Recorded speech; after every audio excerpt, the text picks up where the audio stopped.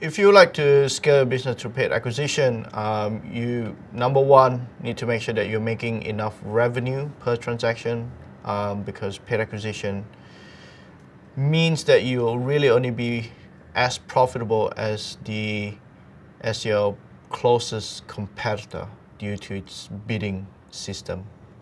If your competitors, say, make X dollars out of a single transaction, and you make X plus $10 per transaction, that means that in AdWords, when you're bidding for the keywords, you can bid $10 more than your competitors, assuming everything being equal. So one of the leading thinkers of growth like to equate kind of paid acquisition to is a competition of business model, not necessarily competition of how well you're able to run the campaign, because the business model is by far the biggest factor around your success in paid acquisition. Companies that scale through paid acquisition usually have very high transaction costs. For example, if you're a social media company, it's unlikely that you would grow through paid acquisition. On the other hand, if you sell enterprise products, that might be true.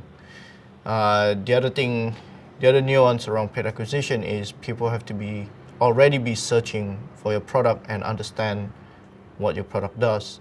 The example here is Dropbox. When they were starting out, they experimented with SEM, so AdWords, and found that it doesn't work for them at all because consumers still doesn't really understand what cloud storage was. So instead, Dropbox tried other channels to grow, and the channel that worked for them was virality. So if a potential customer still doesn't understand what your product does, then the best way to grow is to get one customer to explain to the other customer what does the product do.